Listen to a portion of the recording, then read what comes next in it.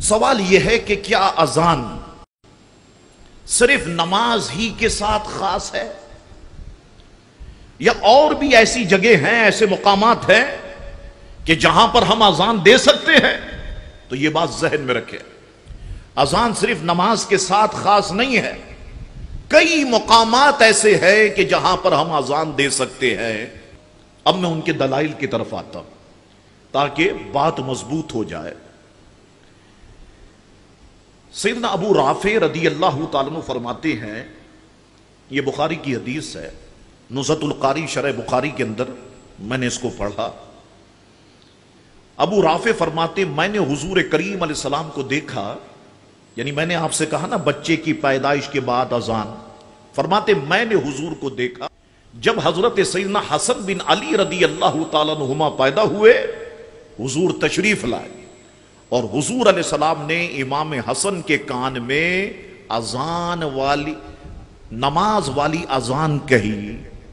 یعنی بعض جگہ پر ایک بحث ہوتی ہے کہ صاحب حضور علیہ السلام نے زندگی میں کبھی بھی اذان نہیں دی، لیکن حضور کریم علیہ السلام نے امام حسن کے کان میں بھی اذان کہی اور امام حسین کے کان میں بھی اذان کہی۔ یہ بات آپ کے ذہن میں رہنی چاہیے۔ حضرت عمر بن عبدالعزیز رضی اللہ تعالیٰ عنہ کا یہ معمول رہا، جب کسی کے یہاں بچہ پیدا ہوتا لوگ آپ کے پاس لاتے، آپ اس کے ایک کان میں سیدھے کان میں اذان کہتے اور الٹے کان میں اقامت کہتے۔ اسی طرح میں نے آپ سے کہا کہ جہاں پر جین بھوت پریت ہو وہاں پر اذان دی جائے تو انشاءاللہ تعالی ان سے چھٹکارا حاصل ہو جائے گا۔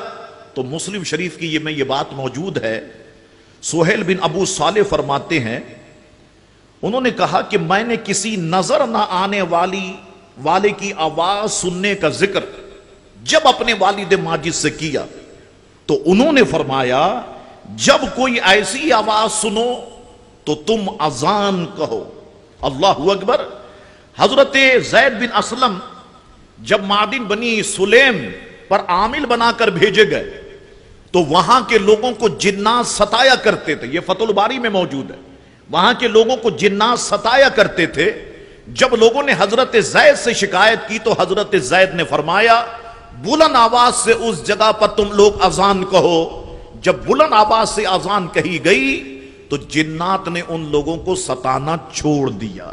تو یہ جنات بڑی عجیب و غریب مخلوق ہے، تو کہتے ہیں جب انہوں نے کہا کہ اذان کہو تو جنات وہاں سے چلے گئے۔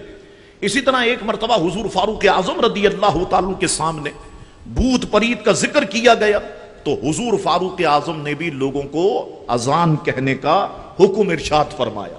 میں نے آپ سے کہا کہ کوئی شخص غمگین ہے، اس کے کان میں اذان کہی جائے تو انشاءاللہ اذان کی برکت سے اس کا غم جو ہے وہ غلط ہو جائے گا۔ حضرت مولا علی کرم اللہ وجہ الکریم ارشاد فرماتے ایک بار حضور علیہ السلام نے مجھے غمگین دیکھا تو ارشاد فرمایا اے علی ابن طالب کیا بات ہے کہ میں تمہیں غمگین دیکھ رہا ہوں، اپنے گھر کے کسی فرد سے کہو تمہارے کان میں اذان کہے، یہ غم کو دور کرنے والی ہے۔ مولا علی فرماتے میں نے اس کا تجربہ کیا، جیسا میرے آقا نے کہا ویسا ہی ہوا۔ اور کمال یہ ہے اس حدیث شریف کے جتنے راوی ہیں سب کہتے ہیں جب ہم لوگوں نے اس کا تجربہ کیا ایسا ہی پایا جیسا مولا علی نے کہا۔